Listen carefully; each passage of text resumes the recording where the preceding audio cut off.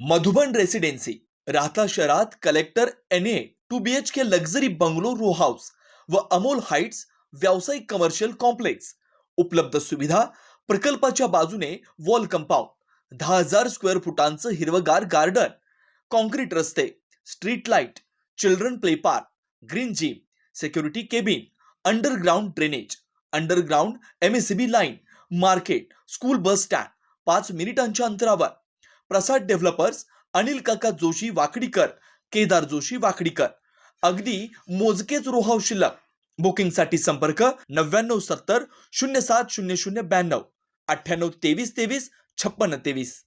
राहता येथील नामवंत डॉक्टर अनंत भोंगळे यांचे चिरंजीव डॉक्टर ब्रह्माभारती अनंत भोंगळे यांनी वयाच्या अवघ्या 26व्या वर्षी वैद्यकीय क्षेत्रातील स्त्रीरोग प्रसूती तज्ज्ञ व शल्यविशारद ही पदव्युत्तर पदवी प्रथम श्रेणीत संपादन केले.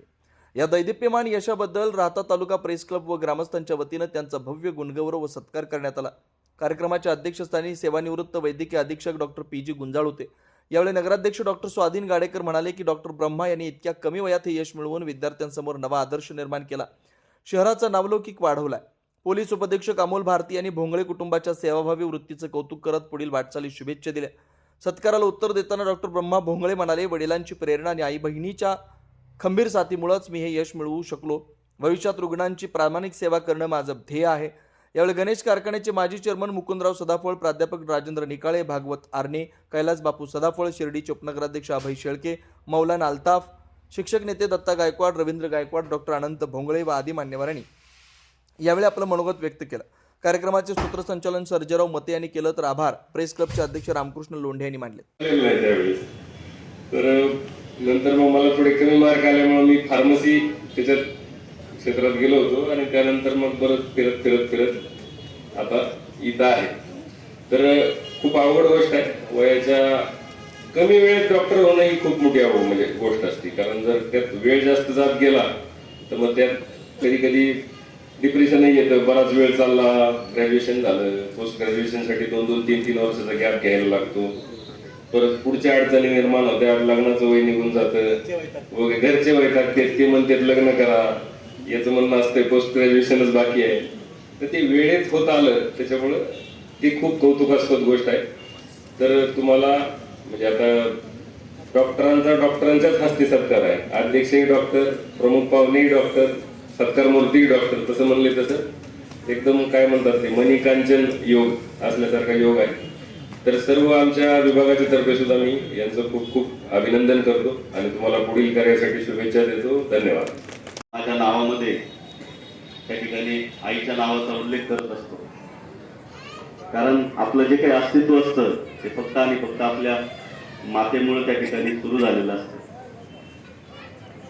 आज डॉक्टर ब्रह्मा यांचे वडील डॉक्टर अनंत भोंगळे तसेच मातोश्री सौ भारतीताई भोंगळे यांचं देखील मी अभिनंदन करू इच्छितो. कुठल्याही आईला नक्कीच आपला मुलगा ज्या वेळेला यशस्वी होऊन येतो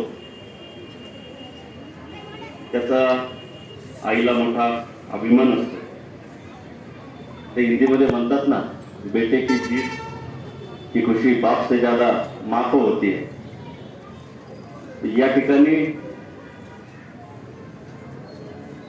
असं एक आहे की डबल खुशी या ठिकाणी आणखी एका व्यक्तीला झालेली आहे आणि ते आहेत मामा बाळासाहेब सोनवणे. कारण आईची खुशी जी असते ती डबल फक्त एकाच व्यक्तीला होत असते आणि म्हणून त्याला मा असं म्हटलं जातं. असे आमचे मार्गदर्शक बाळासाहेबजी सोनवणे, उपस्थित सर्वच प्रेस क्लबचे सदस्य यांचं देखील मी या ठिकाणी आभार व्यक्त करतो की त्यांनी हा सोहळा या ठिकाणी ऑर्गनाईज केला.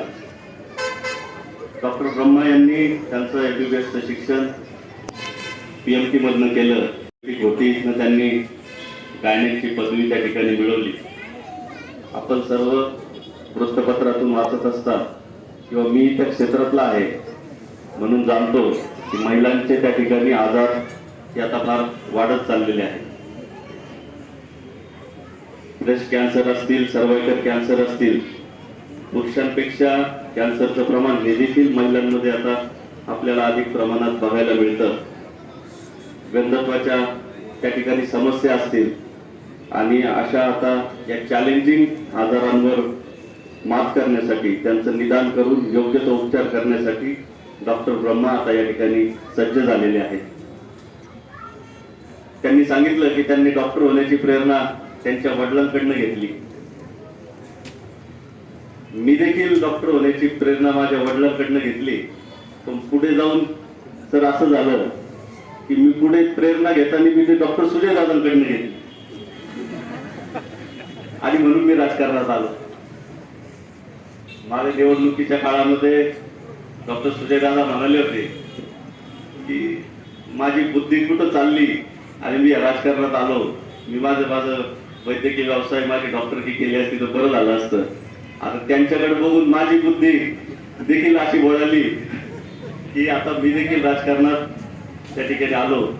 हरकत नाही. डॉक्टर ब्रह्माने आता फक्त वडिलांकडेच बघून त्यांचीच प्रेरणा घ्यावी, आमची प्रेरणा त्याने घेऊ नये असे मी त्याला या ठिकाणी शुभेच्छा देतो.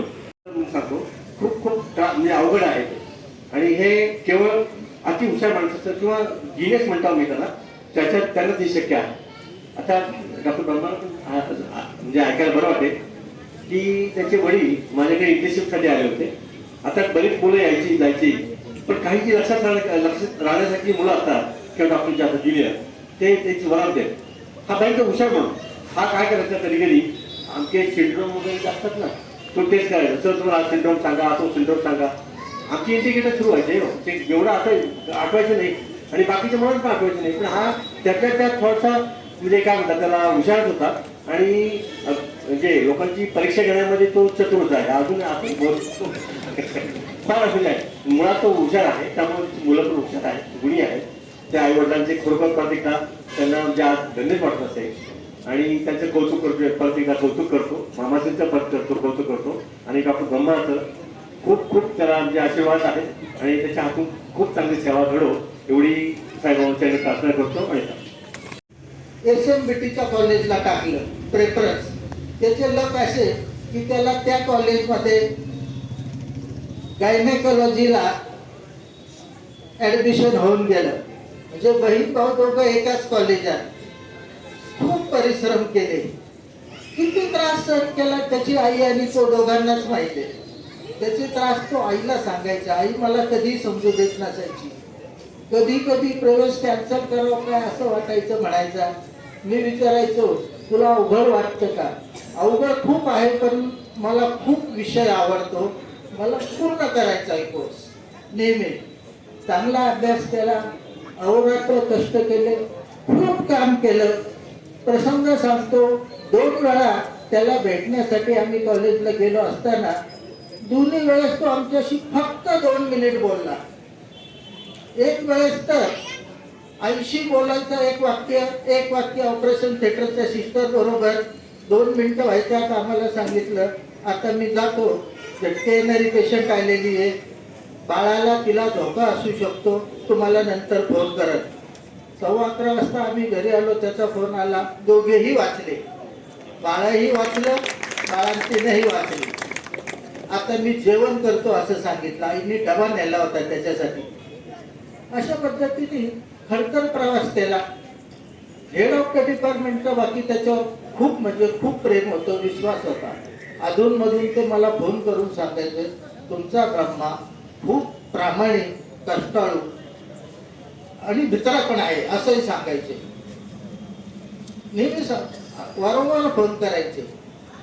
तो पास झाल्याची बातमी त्याच्या हेड ऑफ डिपार्टमेंटने अगोदर मला सांगितली रिझल्ट लागल्यानंतर.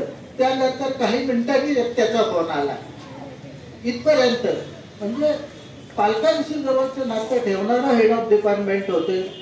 साहजिकच विद्यार्थ्यांनाही चांगले सांभाळत होते आणि राहता ग्रामस्थांच्या वतीने सत्कार होतो.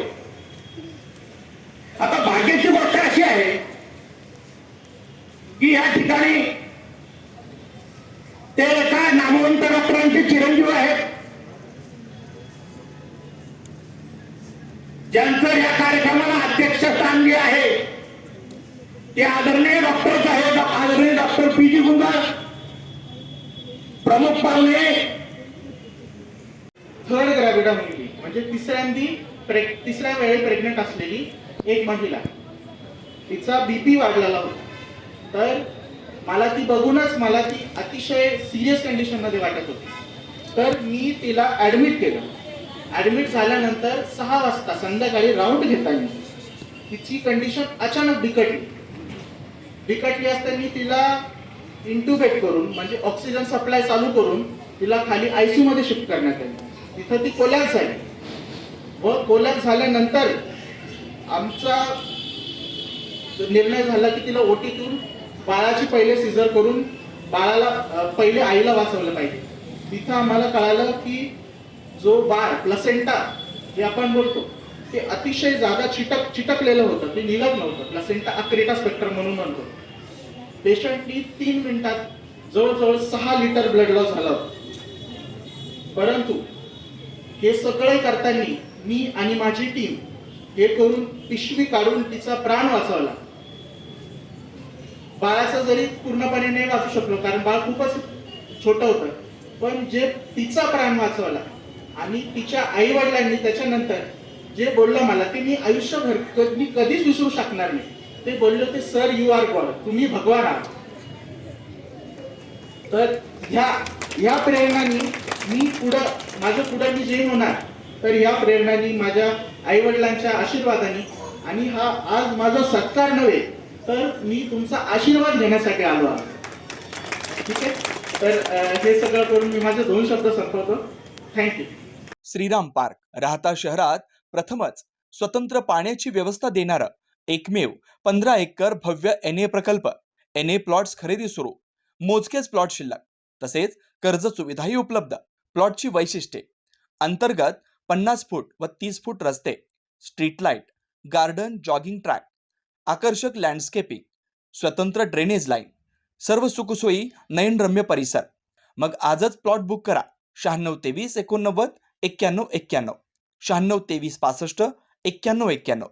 साईट पत्ता: Nagar Manmad road, hotel red chilli समोर, राहता, जिल्हा अहिल्यानगर.